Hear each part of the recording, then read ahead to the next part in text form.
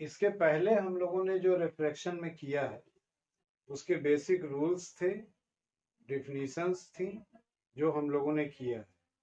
इसके बाद कुछ तो उन्हीं चीज़ों पर हमें न्यूमेरिकल प्रॉब्लम्स करने थे, जिन्हें हम लोग 2 टॉपिक और हैं, उनको जानने के बाद हम लोग सभी पे मिला के न्यूमेरिकल प्रॉब्लम एक साथ कर लेंगे। ठीक है, तो जो बचे हैं इसमें 2 बिंदु, वो एक तो है क्रांतिक कोण।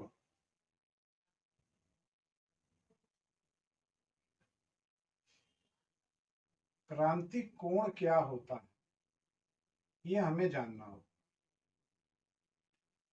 तो इसमें विशेष रूप से क्रांतिक कोण के लिए जो बात बताई गई है, उसमें जब प्रकाश किरण सघन माध्यम से विरल माध्यम में जाती है,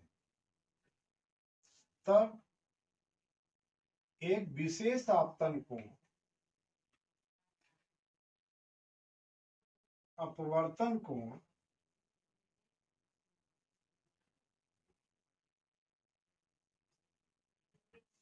नब्बे डिग्री का हो जाता है।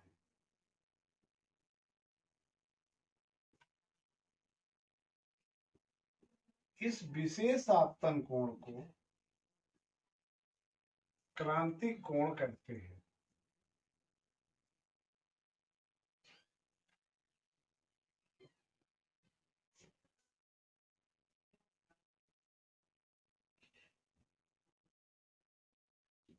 इसको हम लोग थोड़ा सा समझ लें।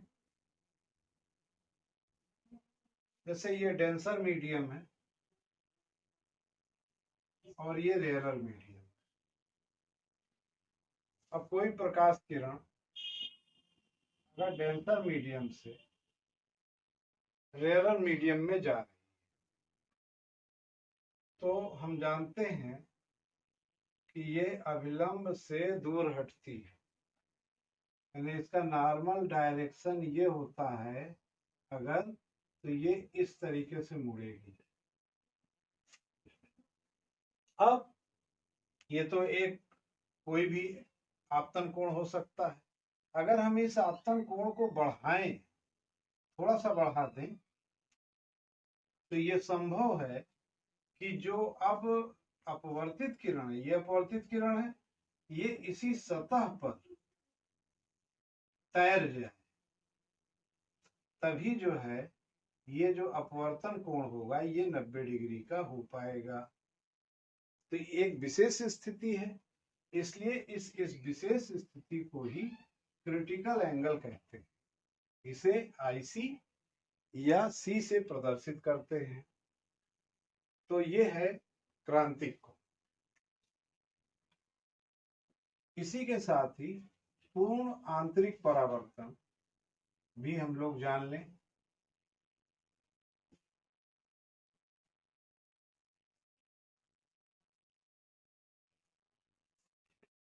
पूर्ण आंतरिक परावर्तन ये एक विशेष प्रकाशिक घटना है जब प्रकाश किरण सघन माध्यम से विरल माध्यम में जाती है तथा उसका आपतन कोण क्रांतिक कोण से बड़ा होता है, अर्थात I is greater than IC। तब अपवर्तित किरण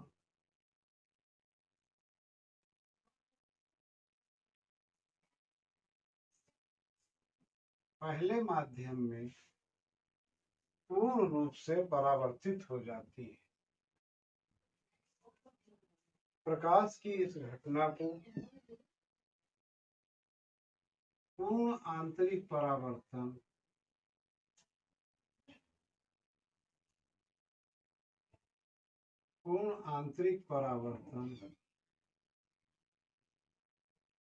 कहते हैं।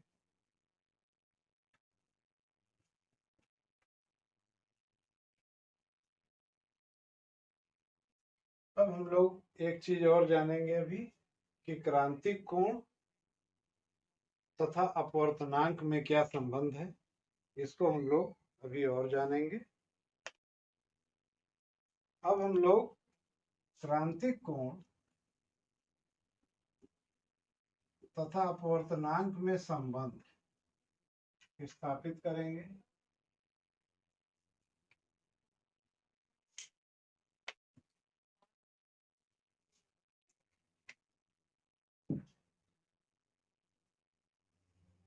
इसमें हमने देखा कि सघन माध्यम से प्रकाश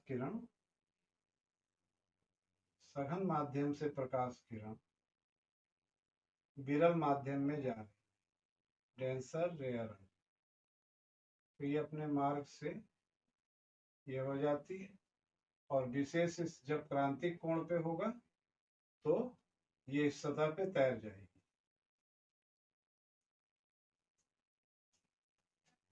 तो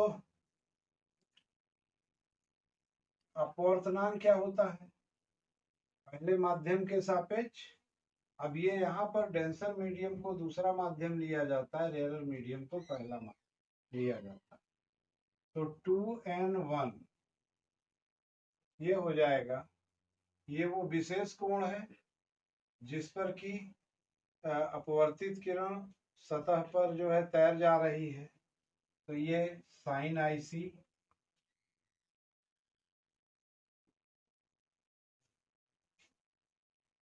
अपॉन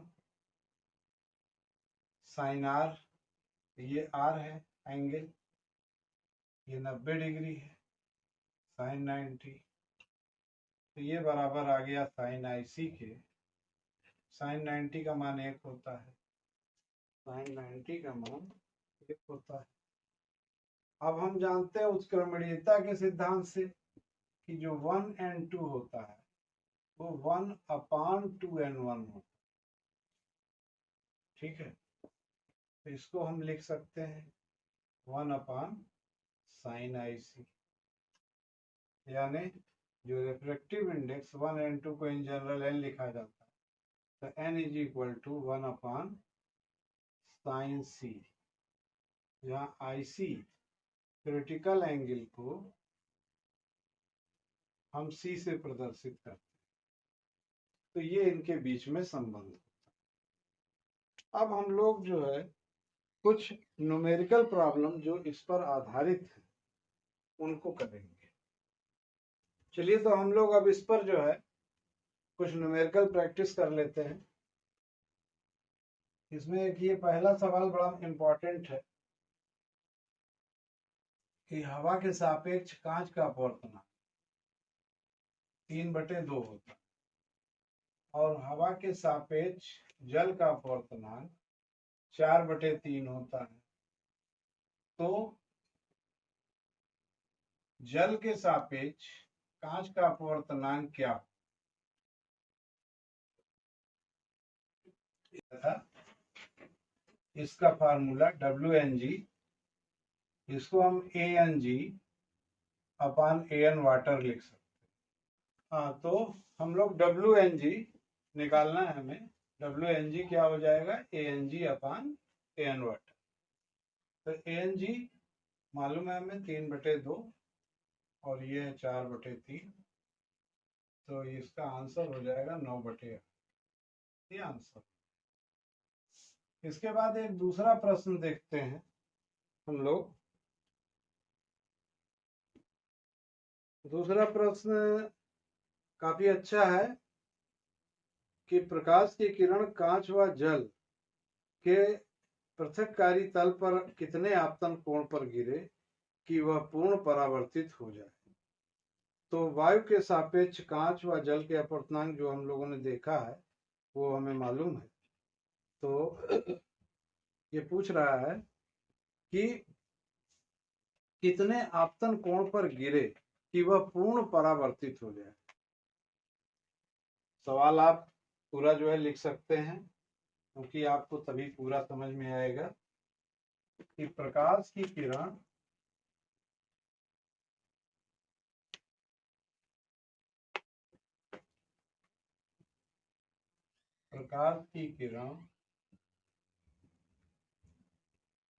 कांच व जल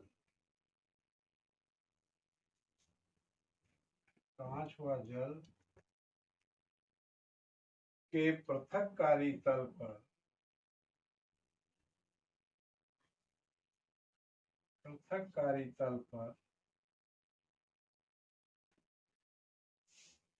किस आपतन कोण पर गिरे कि उसका पूर्ण आंतरिक परावर्तन हो। देखते हैं हम लोग इसको करके। देखिए यहाँ पर जैसे ये ऊपर जल है, नीचे कांच है, तो प्रकाश किरण ये जा रही है कांच से, जल में जा रही है, लेकिन ये अंदर न जाके इसका पूर्ण आंतरिक परावर्तन हो।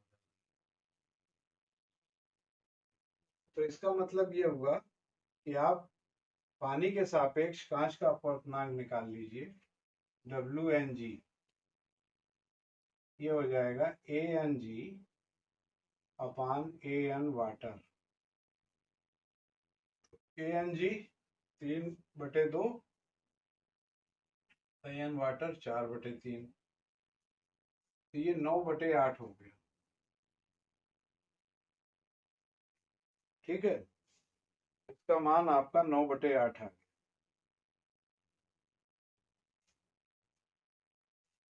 ये साइन 63 की वैल्यू, साइन 63 की वैल्यू 8/9 होती है। तो हमारे पास फार्मूला क्या है पूर्ण आंतरिक परावर्तन के लिए कि n = 1/sin c, ये क्रिटिकल एंगल है, 1/sin c। तो ये हमने अपवर्तनांक निकाल लिया WNG।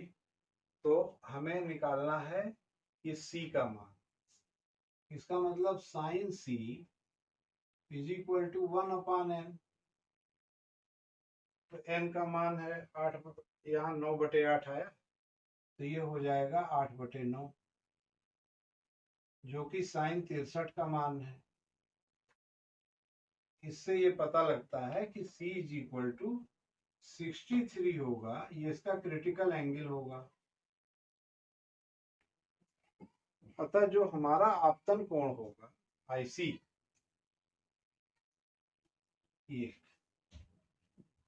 ये I होगा, इस I का मान IC से ज्यादा होना चाहिए, यानी क्रिटिकल एंगल से ज्यादा होना चाहिए, अर्थात 63 डिग्री से जब ज्यादा होगा तो ये प्रकाश किरण उसी माध्यम में परावर्तित हो जाएगी, पूर्ण आंतरिक परावर्तन हो जाएगा।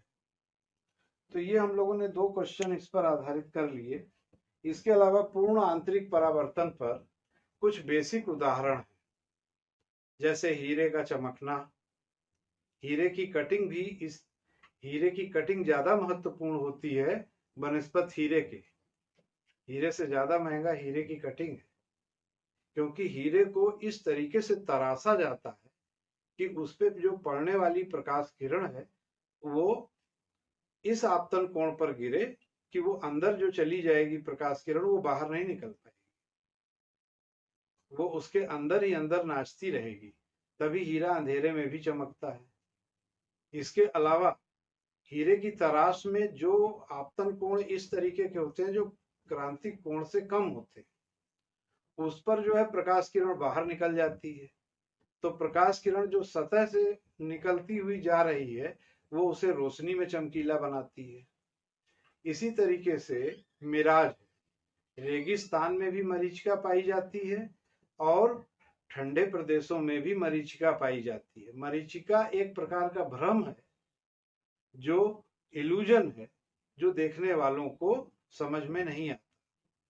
गर्म प्रदेशों में, रेगिस्तान में मरीचिका इस प्रकार की दिखाई देती है कि जब रेगिस्तान में आदमी देखता कहीं बहुत दूर नदी है, लेकिन वो नदी उसे दिखाई देती है बहुत पास में, कोई तालाब सरोवर बहुत पास में दिखाई देता है।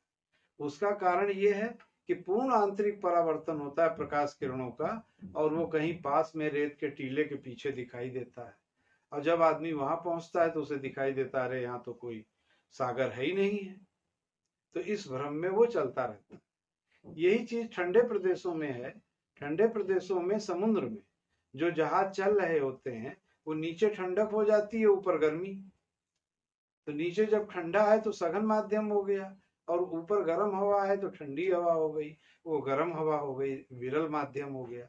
तो जब सघन माध्यम से विरल माध्यम में प्रकाश किरण जाएगी तभी पूर्ण आंतरिक परावर्तन होगा। इस बात का हमें हमेशा ध्यान रखना है कि पूर्ण आंतरिक परावर्तन की दो शर्तें हैं।